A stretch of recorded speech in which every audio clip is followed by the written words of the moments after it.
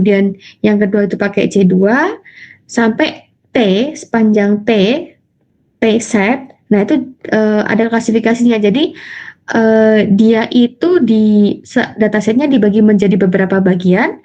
Nah tiap bagian-bagian tadi akan dilatih oleh model klasifikasinya. Jadi misal di sini datasetnya dibagi menjadi 5 set, berarti ada 5 model yang digunakan. Nah, kemudian hasil dari tiap-tiap klasifikasi atau tiap-tiap modelnya tadi akan digabungkan, dikombinasikan. Itulah hasil dari atau outputnya, seperti itu. Nah, kalau yang model biasa itu kan langsung di sini satu aja nih dataset. Misal datasetnya di training itu langsung pakai satu model saja, model tunggal. Nah, kalau di sini nggak ada beberapa model klasifikasi. Itu metode ensemble. Nah, metode ensemble sendiri itu dibagi menjadi 2 teknik. Ada bagging dan boosting. Bagging atau bootstrap aggregating. Nah, ini model ensemble di mana di sini datanya itu akan dibagi menjadi beberapa set. Kemudian tiap-tiap setnya itu akan dilatih menggunakan model klasifikasi sebanyak dataset tadi dibagi. Nah, tiap-tiap datanya, tiap-tiap set tadi hasilnya akan dikombinasikan seperti itu. Nah, karena ini namanya bootstrap ya. Bootstrap itu kan berarti di sampling. Jadi sebenarnya misal nih kalau dari gambarnya sini ya ada training dataset contohnya seperti ini. Di bootstrap jadi sampel. Jadi misal datanya itu 10. Nah, misal data 10 tadi kita ingin membuat set datanya itu 3. Di bagging menjadi 3. 1, 2, 3. Nah, tiap round dari baggingnya tadi itu kita ambil 10. Nah, 10 kita sampling bebas, tapi di sini ada pengembalian. Jadi misal nih karena ada pengembalian, original datanya kan 1 sampai 10. Round pertama kita ambil datanya 7, 8, 10, 8, 2, 5, 10, 10, 5, 9. Jadi nggak apa-apa kita double lagi karena pengembalian. Karena tadi bootstrap, pakai tadinya bootstrap sampling. Itu mengambil sampel secara acak dengan pengembalian.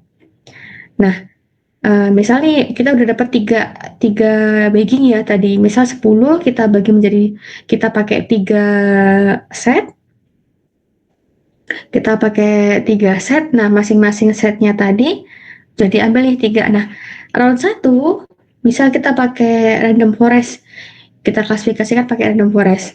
Yang kedua juga iya, yang ketiga juga iya. Nah, kemudian hasilnya tadi akan kita kombinasikan. Jadi tiap-tiap round ini akan diklasifikasikan. Nah, hasilnya nanti akan dikombinasikan. Jadi di sini tadi untuk yang bagging ya, jadi datanya dibagi menjadi beberapa set melalui sampling bootstrap tadi. Kemudian tiap-tiap set datanya akan dibangun sebuah model classifier. Nah, karena datanya beda, data 1, data 2, data 3 itu kan masing-masing diklasifikasiin. Contohnya ya, misal pakai klasifikasi, berarti klasifikasi untuk round pertama, klasifikasi untuk round kedua, klasifikasi untuk round ketiga, itu akan berbeda. Nah, biasanya untuk bagging itu kan di sini kita tadi pakainya learnernya atau modelnya itu kan beda-beda di sini. Maksudnya beda-beda, tidak hanya satu maksud saya. Nah, di sini biasanya yang dipakai itu ada decision tree dan random forest.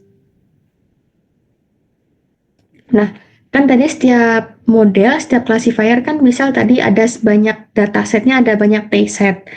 Nah, sebanyak T tadi, tiap-tiap T-nya, sebanyak T, itu akan diklasifikasikan. Nah, tiap-tiap klasifikasi, itu nanti hasilnya apa, kemudian digabungkan. Nah, bagaimana cara menggabungkannya? Biasanya kalau model klasifikasi itu menggunakan vote mayoritas hasil prediksinya. Jadi misal klasifikasinya ada modelnya atau setnya ada 5. Nah, yang misal yang 3 itu kelas 1, yang 2 kelas 2 misal. Nah, yang diambil yang paling banyak vote-nya. Itu untuk model klasifikasi. Tapi untuk model regresi itu menggunakan prediksinya itu menggunakan rata-rata. Seperti itu.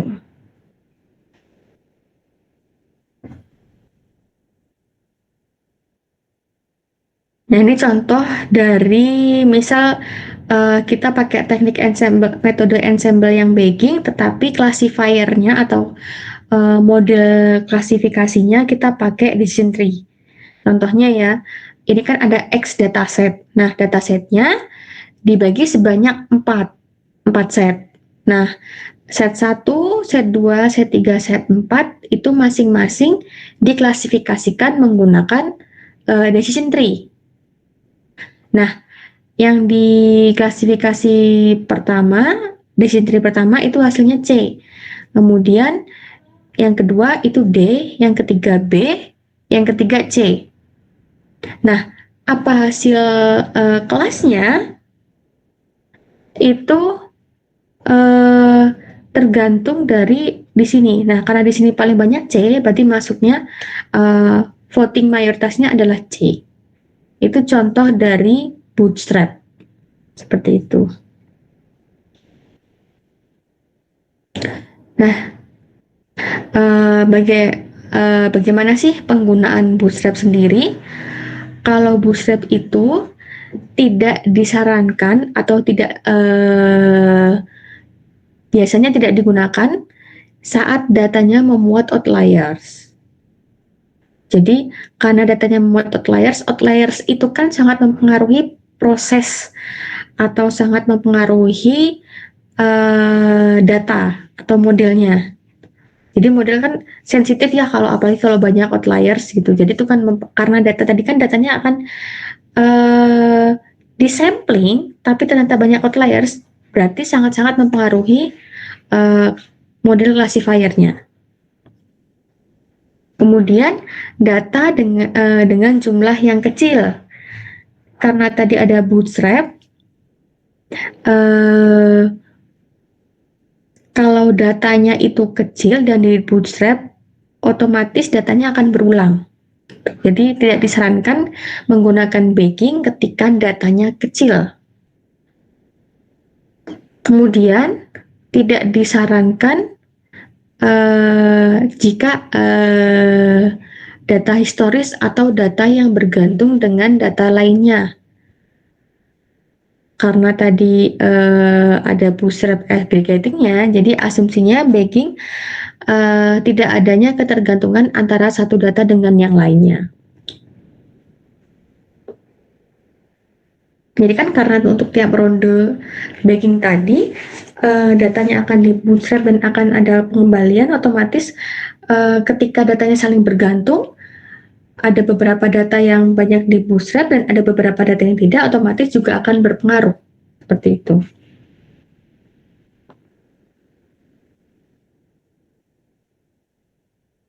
Nah, kemudian di sini kita masuk ke boosting. Jadi boosting adalah metode ensemble yang membangun banyak model secara sekuensial. Setiap model baru akan berusaha memperbaiki kesalahan atau error dari model sebelumnya. Dan tujuan boosting sendiri itu mengurangi bias model, kemudian juga menghasilkan strong learner dari rangkaian model weak learner karena ada proses perbaikan kesalahan atau error dari model sebelumnya. Jadi kalau yang di bagging tadi, kalau dilihat dari sini, kemudian dari sini, itu kan tidak saling berkaitan ya, antara learner 1, 2, dan 3 jadi berdiri sendiri. Dan tiap learning atau tiap classifier, contohnya tadi, independen. Dia tidak ada pengaruh dari antara satu learner dan satu learner lainnya, tidak ada pengaruhnya. Pengaruhnya hanya di voting di sininya, voting atau average dari outputnya, seperti itu. Nah, kalau yang di boosting, itu karena dia prosesnya sekuensial, memang banyak sama-sama memiliki banyak atau membangun model dari beberapa classifier. Bedanya adalah saling terkait antara satu classifier dengan satu classifier lainnya. Contohnya seperti ini. Kan kalau di ensemble itu datanya akan dibagi menjadi beberapa set. Nah, ini contohnya dibagi menjadi 3 datanya. Nah, bedanya kalau yang tadi bagging sendiri-sendiri kemudian dilihat hasil akhirnya, jadi prosesnya itu paralel ya. Kalau di bagging, nah kalau di boosting itu sekuensial. Jadi di sini misal set pertama itu diklasifikasikan menggunakan sebuah model klasifikasi, dapat nih berapa, diprediksi. Nah, kita lihat errornya. Di sini ada proses koreksi errornya. Evaluasi. Dari model evaluasi, errornya berapa? Nah, error tadi digunakan untuk mengoreksi proses selanjutnya. Jadi di sini ada proses koreksi error di sini, kemudian masuk ke model kedua. Nah, model kedua itu sama juga diklasifikasikan menggunakan metode klasifikasi yang dipilih, kemudian ada evaluasinya, ada prediksi, ada evaluasinya, errornya berapa atau kesalahannya berapa, digunakan untuk mengoreksi model selanjutnya. Jadi sekuensial seperti itu. Nah, hasil akhirnya itu hasil akhir dari koreksi-koreksi proses ini, sekuensial.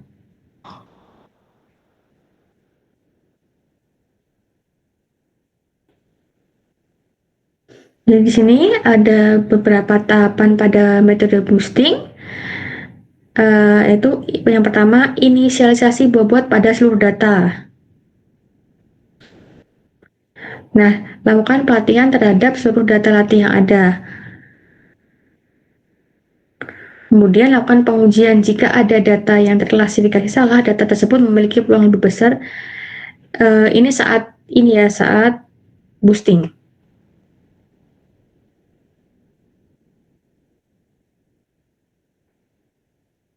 Jadi ada proses koreksi.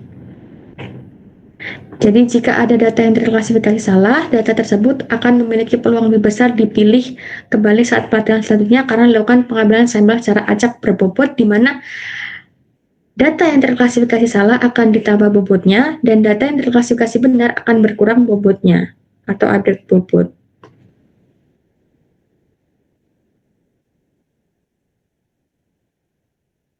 Jadi yang data yang salah tadi akan dikoreksi lagi untuk proses selanjutnya seperti itu. Karena kan di sini jadi ada proses evaluasi prediksi di sini. Data yang salah itu bobotnya akan ditambah dan kemudian akan terpilih lagi di sini. Dilatih lagi, dipelajari lagi, kemudian diprediksi, ada yang salah lagi. Nah, salah lagi dilatih. Seperti itu. Jadi tuh kesalahan-kesalahan di tiap prediksi tadi akan dilatih kembali. Jadi kan untuk mengevaluasi kesalahan mana saja sih yang terjadi di pelatihan-pelatihan sebelumnya, itu akan dikoreksi untuk proses sekuensial selanjutnya. Seperti itu.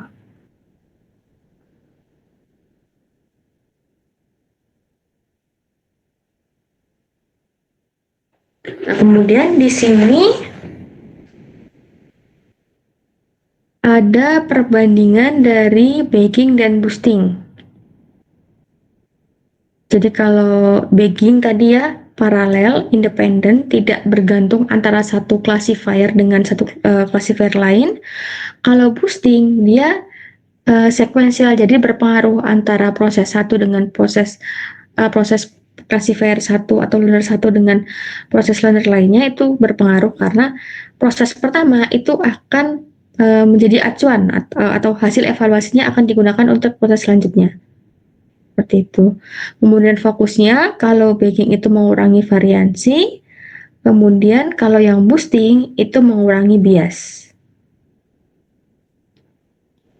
Nah, di sini di bagging itu pemilihan datanya itu di sampling tadi di bootstrap. Kalau yang boosting itu akan dipilih untuk yang pertama dipilih seperti biasa. Nah, untuk yang kedua itu akan dipilih data-data yang salah tadi. Karena ada evaluasi. Jadi setelah proses pertama diprediksi, hasil prediksinya otomatis akan ada kesalahan atau errornya. Nah, data-data yang salah tadi akan memiliki bobot lebih. Nah, karena memiliki bobot lebih, otomatis pada proses selanjutnya itu kemungkinan besar akan terpilih. Nah, data-data yang salah tadi kan terpilih kembali, dilatih kembali menggunakan classifier kedua. Nah, di classifier kedua hasilnya itu akan dievaluasi lagi apakah masih ada yang salah. Jika masih ada yang salah, dia akan ditambah lagi bobotnya, kemudian masuk ke proses selanjutnya. Jadi sekuensial, seperti itu.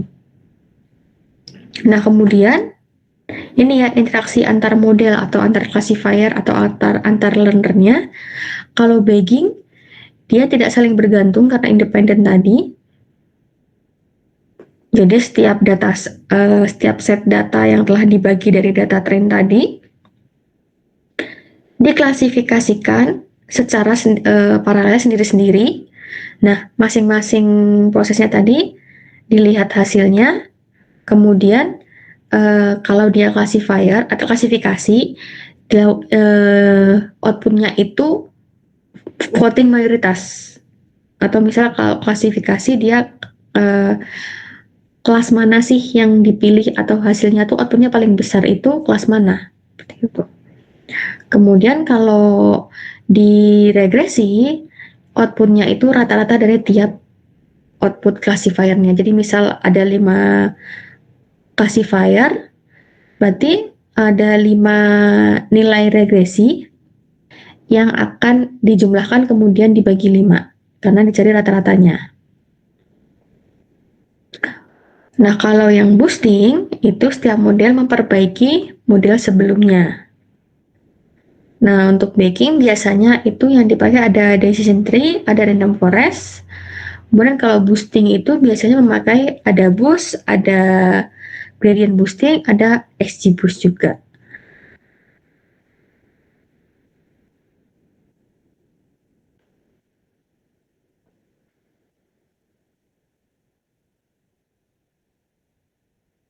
Dari sini ada yang ingin ditanyakan untuk materi ensemble?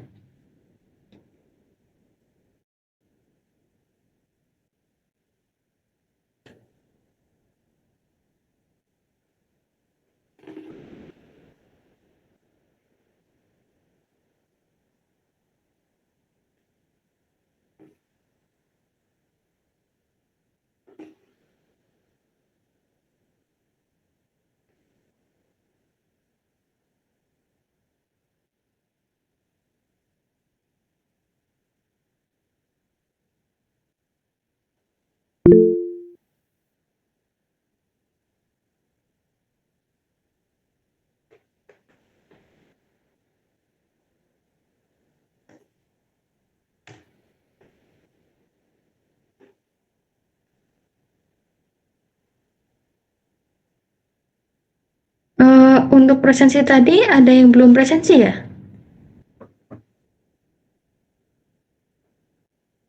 Untuk yang tadi di awal pertemuan tadi?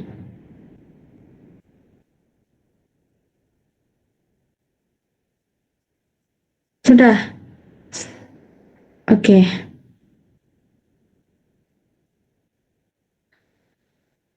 Cukup, tidak ada pertanyaan lagi untuk materi boosting? Cukup ya, kalau boosting tidak terlalu ini materinya. Jadi intinya adalah ensemble itu sekumpulan classifier ya, jadi gabungan beberapa classifier. Jadi datanya akan dibagi menjadi beberapa bagian. Nah, tiap-tiap bagian data tadi akan diklasifikasikan menggunakan model classifier yang dipilih. Biasanya kalau bagging pakai random forest atau decision tree, kalau yang boosting biasanya pakai ada boost, gradient boosting seperti itu. Nah, bedanya yang satu paralel atau berdiri sendiri prosesnya. Nah, yang satu itu sekuensial, saling bergantung karena proses classifier satu akan digunakan untuk koreksi atau hasil evaluasinya untuk mengoreksi seperti itu.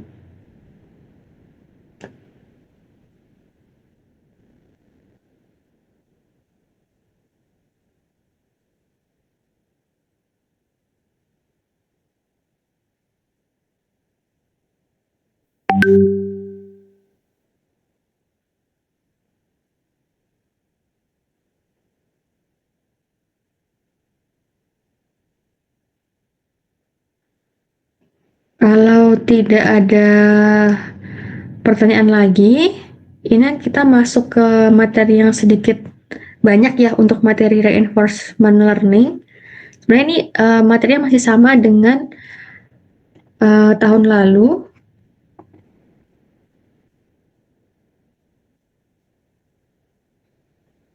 Jadi di sini kita akan membahas tentang key learning dan SARSA.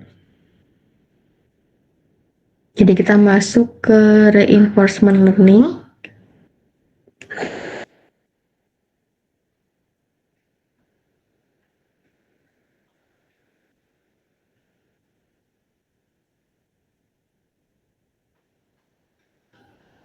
Nah, jadi sebenarnya reinforcement learning itu semi.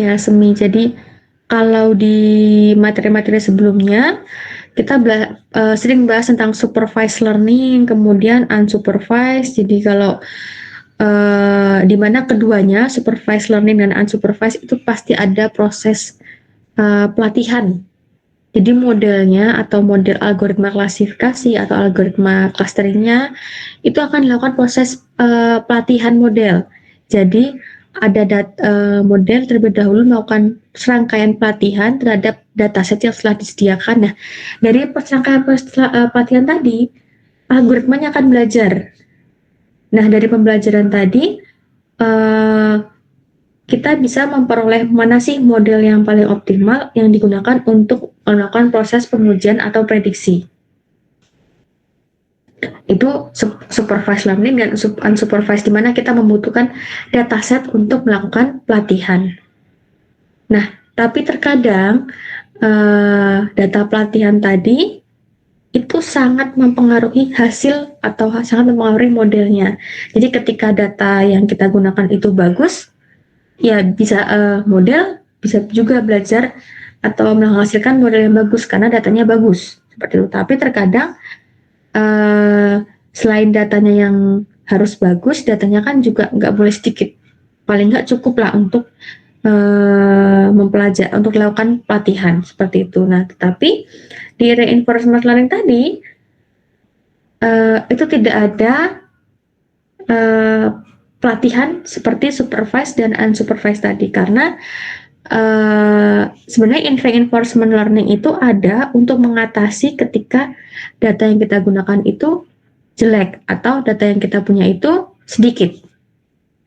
Jadi di reinforcement learning itu tidak ada pelatihan, yang ada adalah serangkaian reward atau punishment yang diberikan ketika model tadi melakukan hal yang benar. Itu biasanya pakai ada reward. Nah, kalau yang salah itu ada punishment-nya. Jadi modelnya itu mengeksekusi berdasarkan punishment atau reward-nya. Seperti itu. Nah, contohnya misal ada robot vacuum itu yang dia bergerak ketika melihat misalnya robot vacuumnya tadi, dia kalau nabrak tembok atau ada benda yang menghalangi, dia akan mundur. Oh, berarti di depan tuh dia nabrak, di depan dia ada benda yang menghalangi. Nah, itu ada punishment-nya. Nah, dia mundur nih. Nah, mundur kosong, dia ada reward-nya. Seperti itu. Nah, dia akan bergerak mencari celah atau mencari arah atau jalan sampai dia menemukan misal ada debu atau kotoran seperti itu. Atau misalnya, misal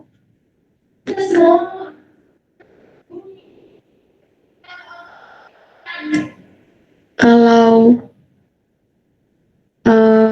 sering kalian lihat lomba-lomba robot untuk memadamkan api, itu kan biasanya ada labirin-labirin ya. Jadi robotnya akan belajar menghindari tembok, kemudian mencari mana sih sumber apinya sehingga robotnya bisa memadamkan apinya. Nah, itu contohnya. Jadi robotnya tadi tidak perlu diberikan perintah atau tidak perlu diajari. Jadi robot dengan sendirinya mencari cara atau mempelajari sekelilingnya atau menghindari tembok-tembok di sekelilingnya sehingga bisa bergerak mencari sumber api, contohnya seperti itu. Nah, ini contohnya. Jadi di sini misal ini kan robot vacuum ya. Jadi dia ada sensornya, dia akan bergerak. Biasanya kan kita nggak perlu ngasih tahu kan instruksi, memberikan instruksi ke robotnya. Misal di sini letak tembok, di sini pintu, di sini kamar apa, di sini kamar apa, atau bergerak derajatnya berapa. Jadi di sini cukup ada sensor. Nah, sensornya tadi dia akan dengan sensornya tadi dia akan mempelajari bukan mempelajari, dia akan bergerak.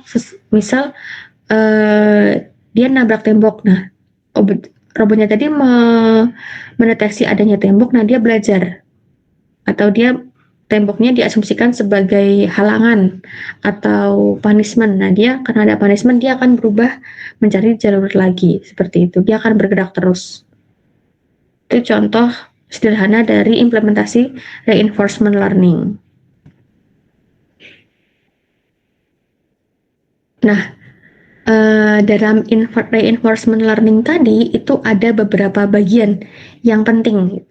Mungkin kalau masih ingat kalian dulu belajar AI, itu ada yang namanya agent. Nah, di sini di reinforcement learning itu juga ada yang namanya agent.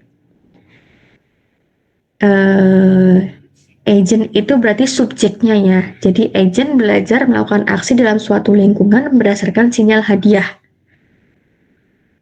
Jadi belajarnya itu bukan instruksi yang diberikan atau dilatih dulu, tapi di sini belajarnya berdasarkan sinyal hadiah atau rewardnya.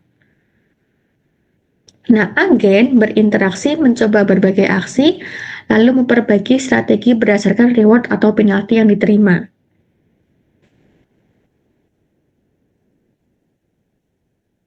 Nah, ini contohnya.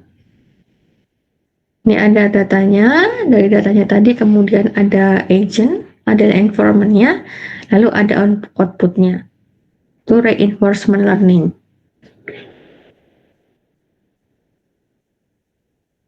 Nah, contohnya, misal, contoh sederhananya, misal kita mengajari seekor anabul atau kucing atau peliharaan dalam kondisi seperti ini. Nah, kita karena ini hewan ya, jadi kita tidak memberikan instruksi secara langsung seperti manusia. Jadi kita tidak bisa memberikan instruksi kalau kamu lapar, kamu cari makanan di sini. Kalau kamu buang kotoran, harus di kamar mandi, tidak boleh di sini. Nah, itu kan kita nggak bisa memberikan instruksi secara langsung seperti itu. Tetapi untuk hewan, misal kucing atau anjing peliharaan, kita mengajarnya dengan hadiah atau reward. Jadi ketika anjingnya itu bisa membersihkan diri atau tidak buang kotoran sembarangan, dia akan diberikan sebuah reward, misal makanan. Seperti itu. Nah, ketika dia melakukan kesalahan, dia akan diberikan hukuman. Nah, Anabul atau hewan peliharaan tadi, dia belajarnya seperti itu. Jadi ketika dia melakukan hal benar, dia akan mendapatkan reward. Ketika dia melakukan kesalahan, dia akan mendapatkan punishment. Itu konsep utama dari reinforcement learning. Nah, ini contoh lainnya, misal tadi robot. Ini misalnya game ya, ada game itu kan kita sering lihat ada game yang labirin-labirin itu kita mencari berlian, kemudian menghindari api. Itu contohnya. Nah, ini contoh game sederhana. Jadi kalau di robotnya tadi kena api, dia akan game over. Nah, ketika kosong, dia akan terus berjalan. Misal ke atas, ke kanan, ke kiri, atau ke bawah. Nah, ketika dia mendapatkan berlian, itu dia mendapatkan hadiah. Nah, ini beberapa komponen utama dalam reinforcement learning. Yang pertama ada agentnya, yaitu pengambil keputusan atau subjeknya. Nah, kemudian agen tadi memilih aksi berdasarkan pengamatan terhadap lingkungan atau environment-nya. Kemudian agen belajar dari pengalaman untuk menentukan aksi terbaik di masa depan. Kemudian ada environment, lingkungan di mana tempat agen berinteraksi.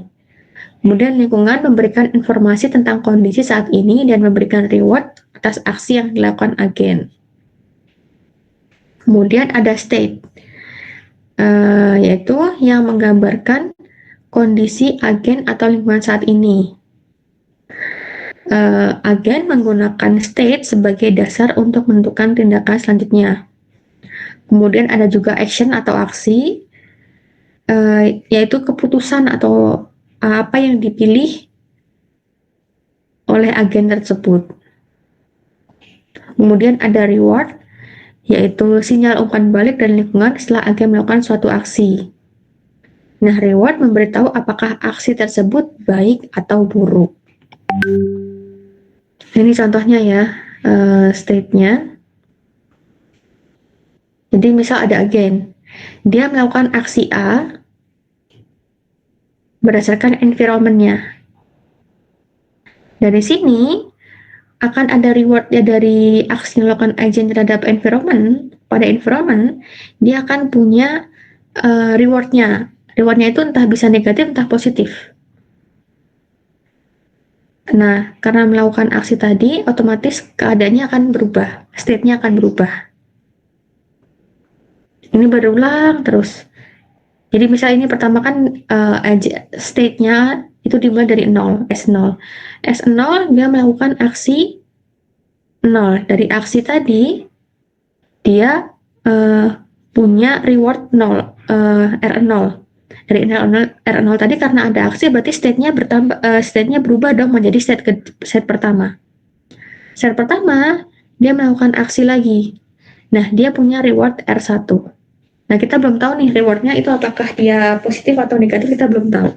Apakah rewardnya menghasilkan hal baik atau hal yang buruk, kita belum tahu. Jadi ini berulang terus. Seperti itu.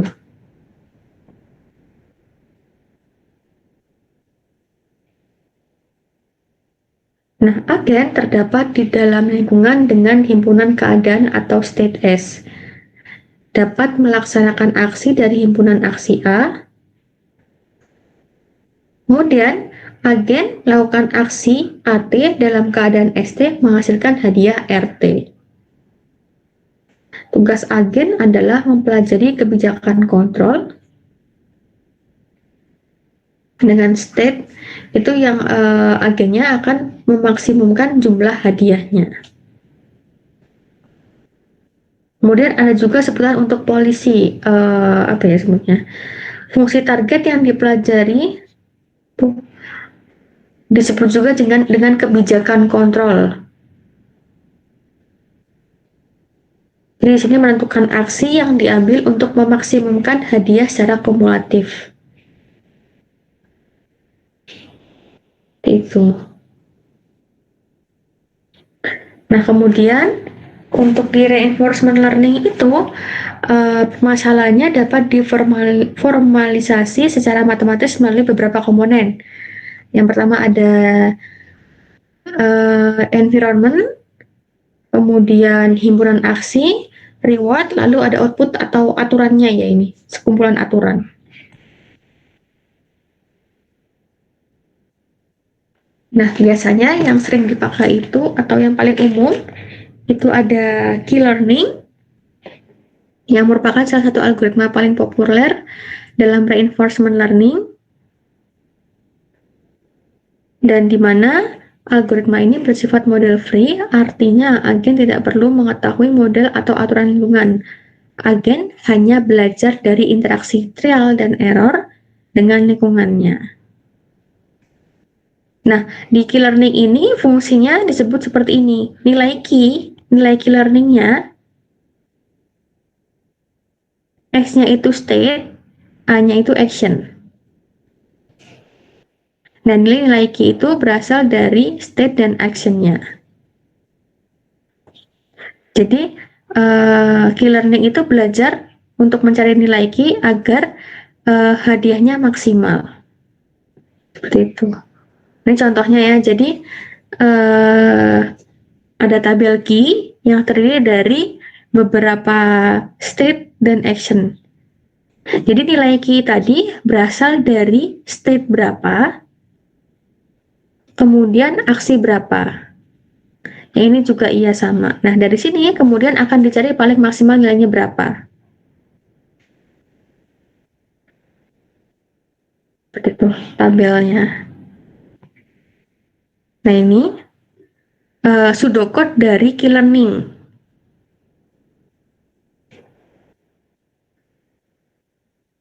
Nah, untuk mencari nilai key, nilai key dari setiap ini, state dan action itu ada prosesnya ini. Misal nilai key saat SA, berarti nilai key saat SA ditambah dengan alpha dikali R-nya itu reward ditambah dengan gamma dari maksimum nilai key-nya yang diperoleh dikurangi dengan nilai key saat state dan aksi. Contohnya seperti ini.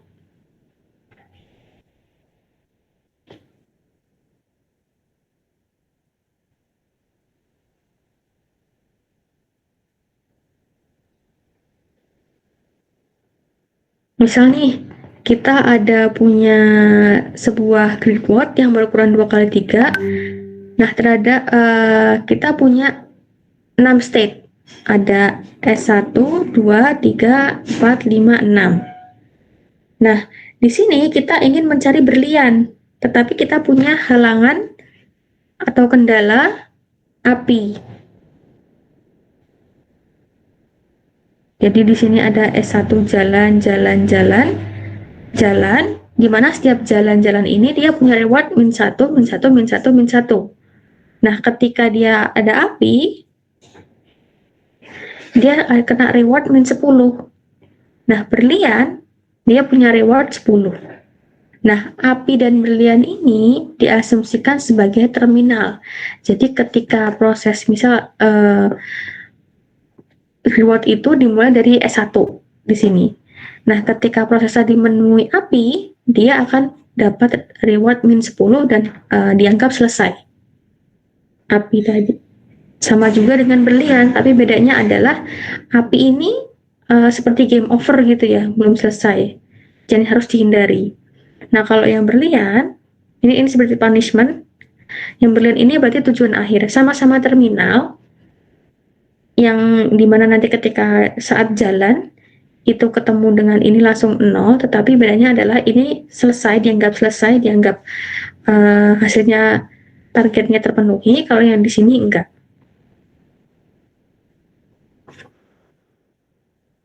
Nah, untuk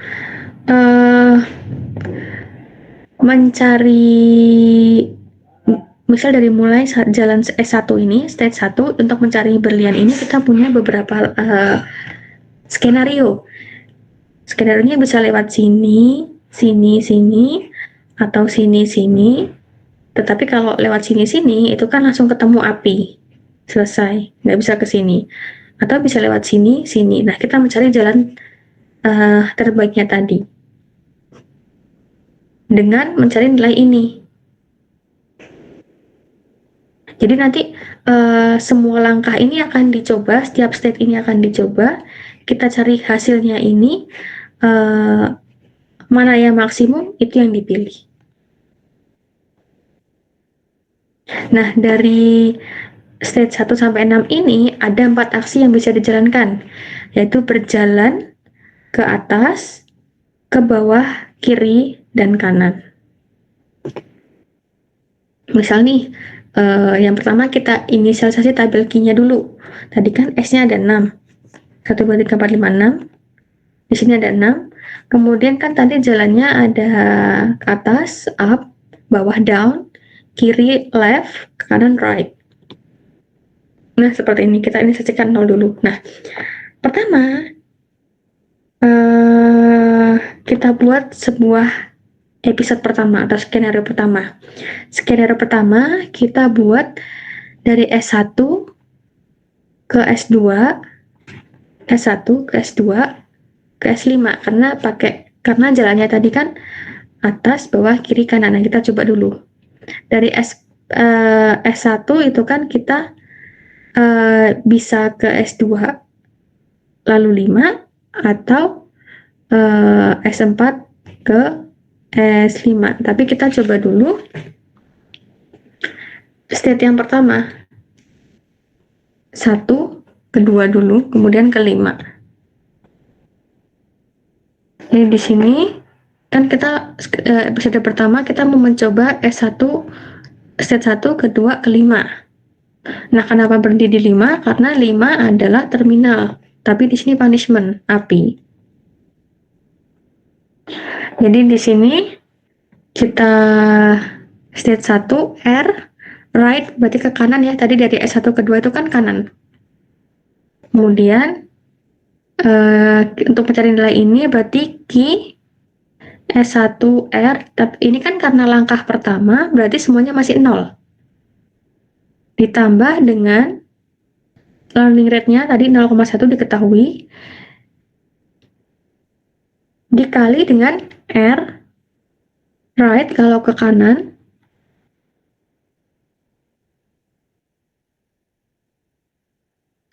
itu kan 1 tadi,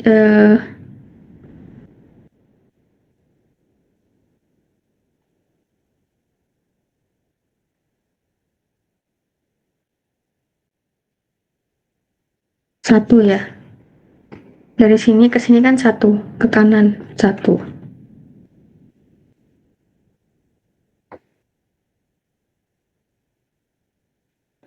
Satu plus tadi gamanya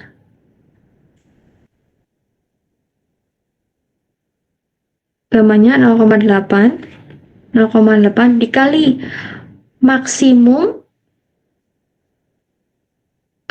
dari aksi di S2 saat A. Tapi kan di sini masih 0, jadi ya 0, masih 0. Minus Q S1 saat R. 0. Berarti 0, ininya 0, plus 0,1 dikali min 1, ini 0. Berarti min 0,1. Itu dari S1 ke S2.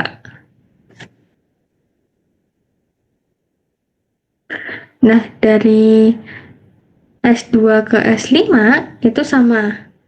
Tadi kan S2 ke S5 kan gambarnya ini ya.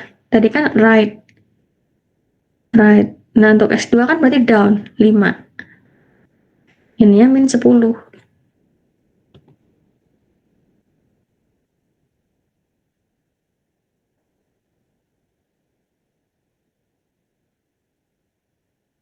Jadi di sini 0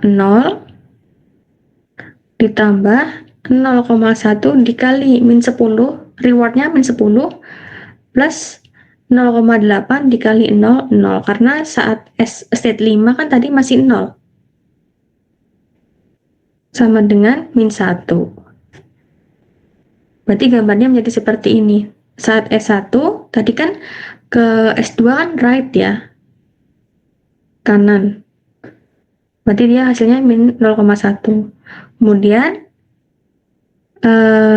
saat di S2 itu kan ke S5-nya dia down. Itu min 1. Itu episode pertama.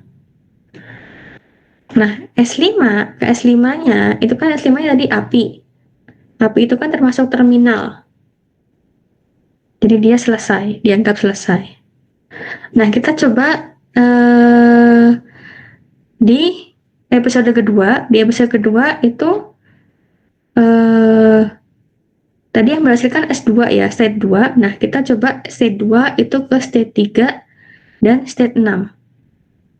Yang pertama kita coba dulu state 2 ke 3. 2 ke 3 itu kan sama-sama kanan ya tadi.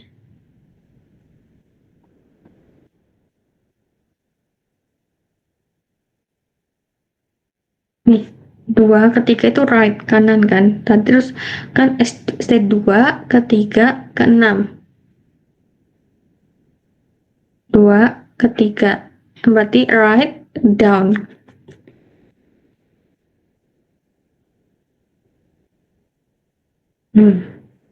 Right, S2-nya right. I saat S2 plus 0,1 dikali rewardnya min 1 plus 0,8 maksimum Q saat di state 3 dengan aksi A itu kan masih 0. 0. Dan di sini juga 0. Hasilnya sama dengan min 0,1. Nah, kemudian kita coba dari S3 ke S6. Dari S3 ke S6 itu kan down ke bawah. Q state 3D plus 0,1 dikali 10 kan rewardnya tadi plus 0,8 dikali maksimum dari Q saat S6A itu masih 0 karena masih pertama kali.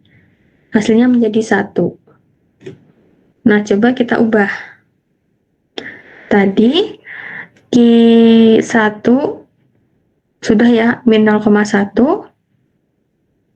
Kemudian S2 untuk yang scan episode kedua, untuk episode pertama tadi kan down-nya min 1. Nah, untuk yang episode kedua itu min 0,1. Nah, kemudian untuk dari 2 ke 3 tadi down kan, maksudnya dari ketiga ke 6 untuk state ketiga. Jadi saat di 2 itu kan langkah yang dilakukan adalah right. Dari right tadi diperoleh min 0,1 berarti kan ke kanan. Kemudian di S3 langkah yang dipilih adalah down. Makanya di sini 1. Nah, down tadi itu kan langsung ke S6. Makanya hasilnya 0. Di sini. Karena selesai, dianggap selesai. Nah, pemilihan polis optimal berdasarkan nilai Q terbesar untuk masing-masing state pada episode terakhir yang sudah ditentukan. Nah, di sini yang paling besar itu adalah 0 kan di sini.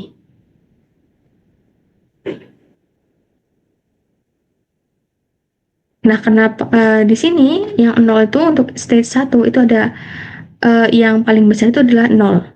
Nah, 0-nya ada di up, down, left, kemudian di state itu ada S2 atau state kedua itu yang paling besar juga 0, itu ada di up, kemudian ada di left. Kemudian di S3 itu yang paling besar adalah 1. Seperti itu. Nah, kemudian coba kita masukkan ke dalam setiap state-nya. Jadi yang pertama S1 itu kita pilih up. Kenapa kita pilih up? Karena di key learning itu dia mempertimbangkan semua step-nya.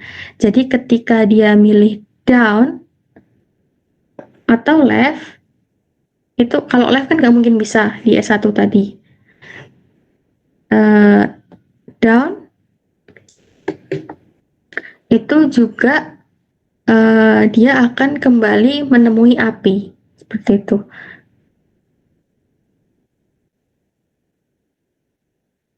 Kemudian yang di S2 itu juga pilih up. Kemudian yang S3 dia pilih down, paling besar.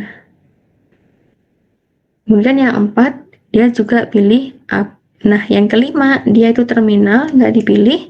Yang keenam juga dia terminal. Seperti itu. Itu untuk key learning.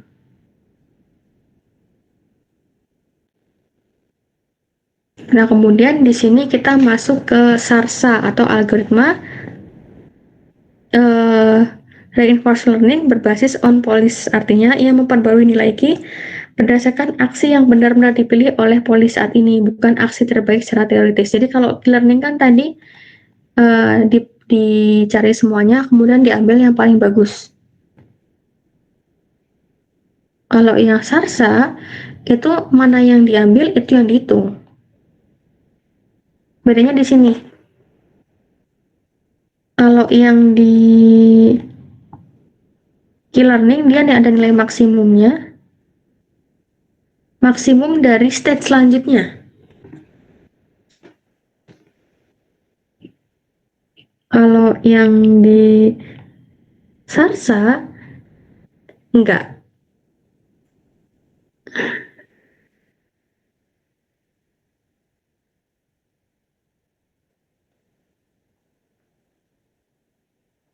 Contohnya masih sama. Jadi ada 6 state. 1, 2, 3, 4, 5, 6. Nilainya juga sama. Nah, kita coba cari pakai SARSA. Sama juga langkah pertama, semuanya diinisialisasi 0 untuk langkah pertama. Nah, semuanya diawali dengan state 1. Nah, tadi sama ya prosesnya. Misalkan kita mau mencari episode pertama, itu tadi key learning juga sama, S1, S2, S5. Kita cari S1 ke S2. Bedanya tadi kan kita pakai nilai maksimum ya di sini. Kalau di sini enggak, ini langsung ke state 2-nya itu apa? Langsung di sini. Kan ini menuju state 2. Kalau yang tadi langsung maksimumnya berapa? Seperti itu. Nah, di sini kan masih 0 semuanya inisialisasinya, jadi dipilih 0. Nah, berbeda kalau di sini kan langsung D ya. D. Nah, kalau yang tadi, yang di key learning, misal nih, di proses kedua, misal nih, atau inisiasi awal nilainya beda-beda. Nah, di key learning itu kan ada maksimum S6 aksi. Aksinya kan ini. Misal nih, di S6 atau di S3 nih nilainya kan ada 0, 1, 0, 0. Nah, kan yang dicari nilai maksimum, berarti yang dipilih 1. Nah, itu untuk skill learning, pokoknya dipilih yang paling maksimum nilai dari aksinya apa. Nah, kalau yang di SARSA, dia langsung dipilih nilai ininya. Di state itu tuh nilainya berapa, langsung dipilih. Karena 0, ya udah 0. Seperti itu. R ini tuh maksudnya right, D maksudnya down. Seperti itu. Kemudian kita dapat nih S1 ke S2 min 0,1. Kemudian kita coba ke S2 ke S5.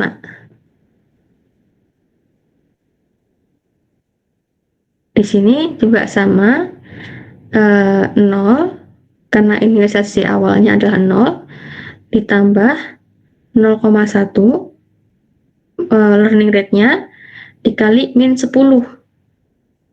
Min 10 kan tadi reward tapi itu sebenarnya punishment karena dia bertemu dengan api. Kemudian ditambah 0,8 dikali 0. S5 kan terminal, berarti 0. Hasilnya min 1.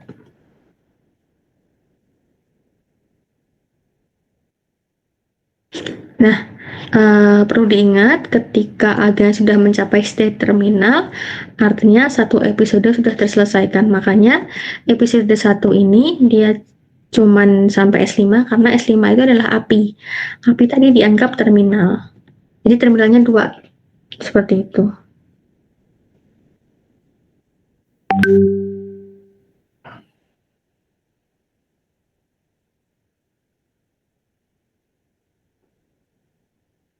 Di sini min 0,1.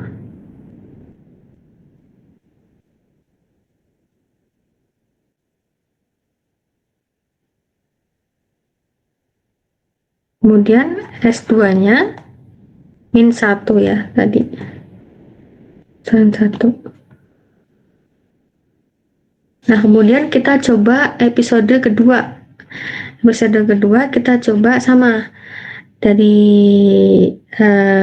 S2 ke S3 karena kan tadi begitu dari S2 kan berhenti ya, langsung ketemu terminal.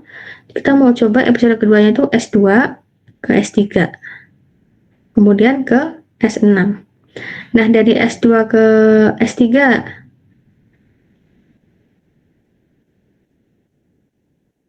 itu key saat S2 write, key saat S2 write itu 0, kemudian ditambah 0,1 learning rate-nya dikali rewardnya kan write, S2 write, S2 min 1 ditambah 0,8 saat S3 down, S3 down 0 min 0,1. Nah, kemudian dari S3 ke S6, S3 down, S3 down 0 ditambah 0,1 learning rate-nya dikali 10. 10 kan S6-nya berlian, ini 10. 10 ditambah S6, S6 itu kan terminal, makanya 0 di sini. Hasilnya adalah 1. Nah, di sini 1.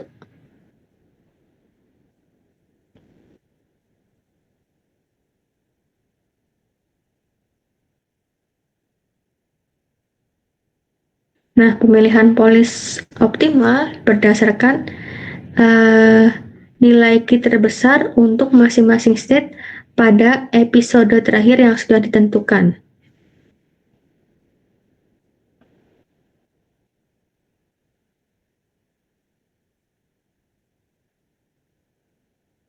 Berarti di sini dipilihnya S1 down, S2-nya left,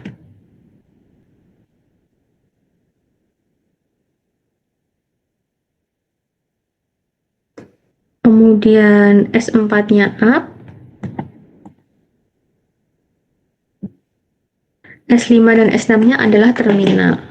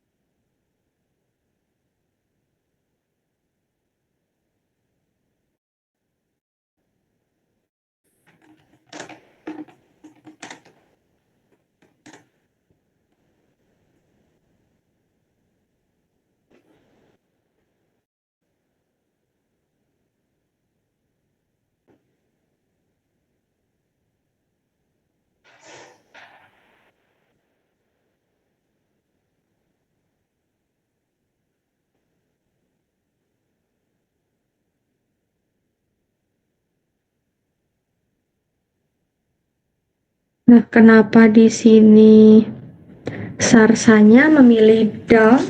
Karena ada proses update-nya. Jadi ketika di S2-nya ada update, ya otomatis S1-nya mengikuti.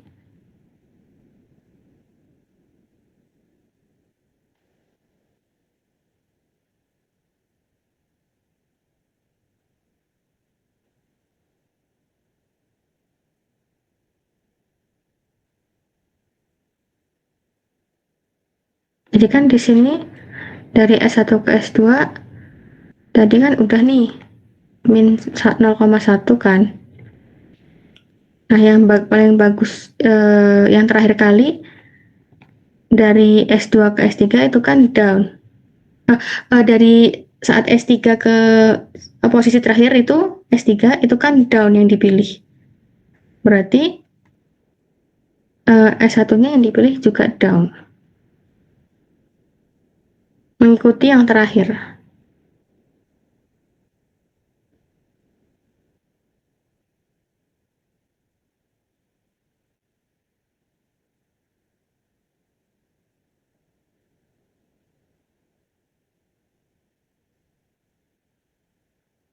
Seperti itu.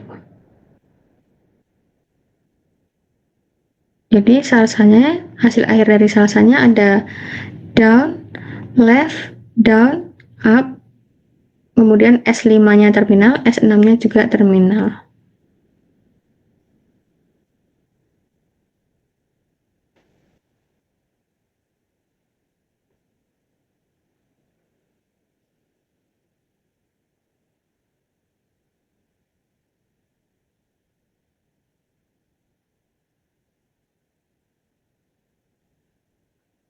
Jadi terkadang karena Sarsa itu ada update-nya, jadi lebih hati-hati untuk mengambil state aksinya, tapi terkadang hasilnya bukan yang maksimal seperti itu.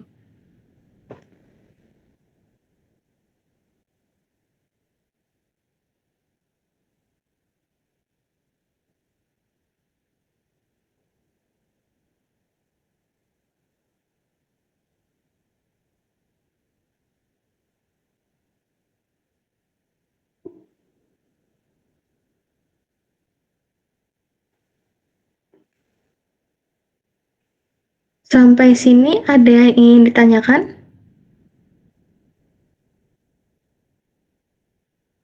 Belum, Bu. Jadi perbedaannya ini ya hanya kalau perbedaannya di pemilihan state-nya seperti itu. Kalau yang key learning dia memilih yang maksimum, kalau yang di Sarsa dia milih di state itu. Jadi hasilnya bisa berbeda karena Sarsa itu lebih berhati-hati. Nah, kalau yang key dia akan mengambil nilai yang paling maksimum. Mengambil peluang yang paling berhasil seperti itu.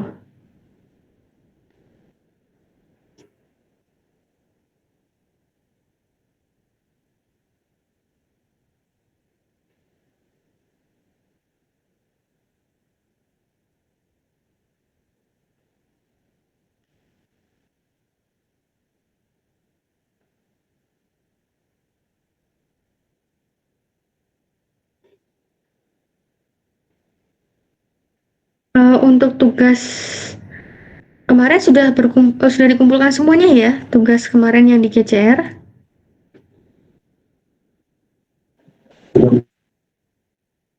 Uh, Kalau sebelum UTS kemarin ada kuis tidak dengan Pak Tamaro?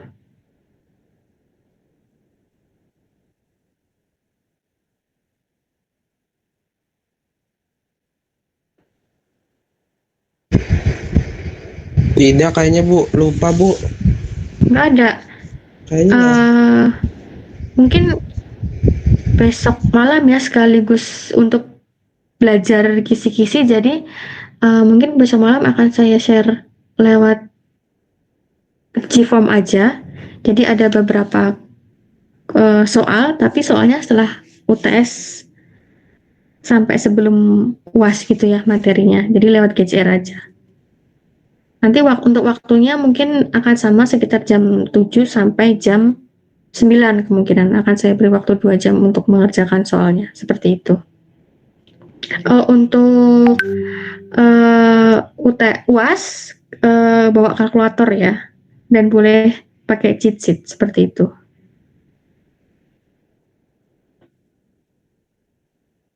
Baik, ada yang ingin ditanyakan lagi?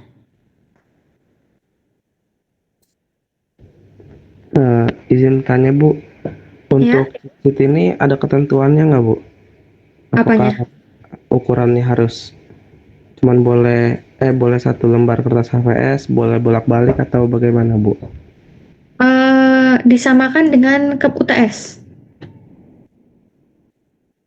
Oke, baik, terima kasih banyak Bu. Oke, ya. Jadi jangan lupa bawa kalkulator ya. Eh, tidak boleh meminjam kalkulator, jadi bawa kalkulator sendiri-sendiri. Seperti itu.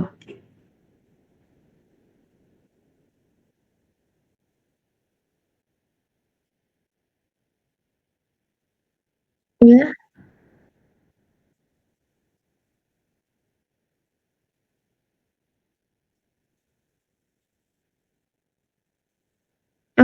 Soalnya tidak jauh dengan yang saya tulis di papan tulis. Seperti itu. Mungkin besok kalau soal saya nggak bisa bagikan ya untuk yang tahun sebelumnya, tapi nggak jauh dari pokoknya yang saya contohkan di papan tulis itu nggak jauh dari itu. Seperti itu. Izin Bu, Ya, PPT-nya boleh langsung di-share nggak Bu? Tolong Bu. yang oke. Untuk yang main bisa dibuka kan ya untuk yang sebelumnya di GCR?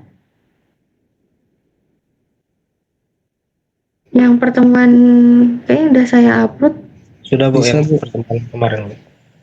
Oke, mungkin untuk eh, contoh soal contoh soal latihan ya mungkin baru besok pagi saya share ya kalau untuk selain untuk kisi-kisi di malam harinya seperti itu.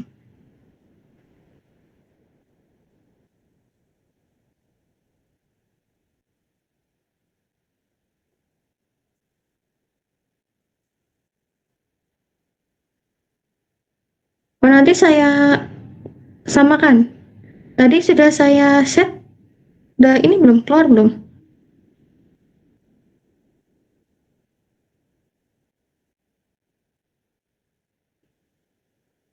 Udah 15 sudah.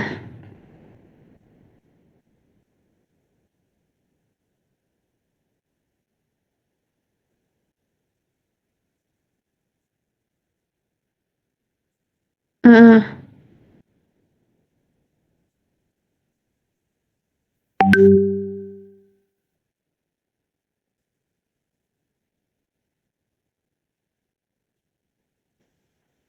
Sejauh ini sebentar.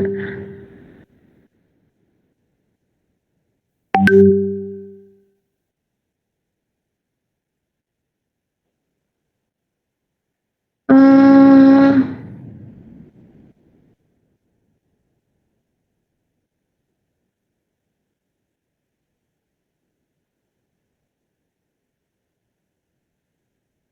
Nathanael Nathanael Daniel Santoso 8 kali tidak absen. Ada yang tahu nggak kemana?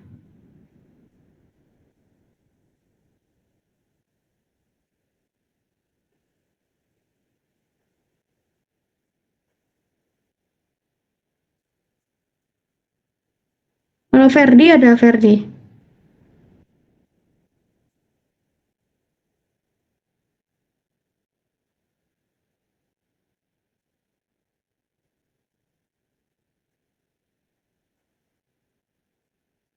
Di absen ada, tapi di sini tidak ada. Tidak hadir.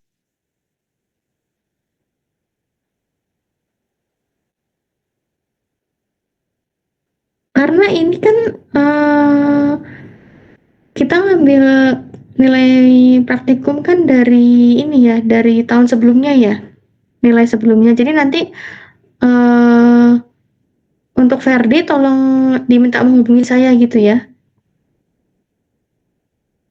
Karena di sini dia beberapa kali hadir saat online, tapi di rekapnya nggak ada, di rekap kehadirannya. Seperti itu. Untuk terakhir kelas kemarin juga sebenarnya tidak hadir Ferdi. Bu, izin bertanya Bu, Ya, yang untuk praktikum tadi itu nilai praktikum itu maksudnya masuk persentase apa cuman bonus nilai aja Bu? masuk persentase.